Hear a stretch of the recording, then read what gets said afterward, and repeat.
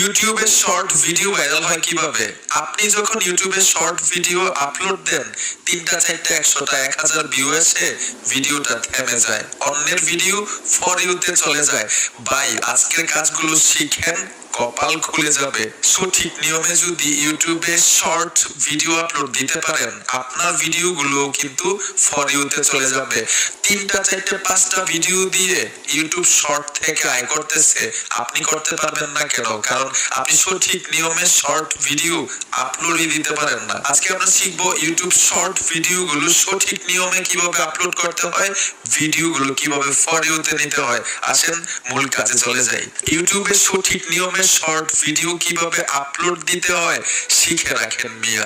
যদি কয়েকটা video for ইউতে চলে যায় কিন্তু আয় হতে থাকবে, তো প্রথম শিখবো ইউটিউবে কিভাবে শর্ট ভিডিওগুলো সঠিক নিয়মে আপলোড করতে হয়। সঠিক নিয়ম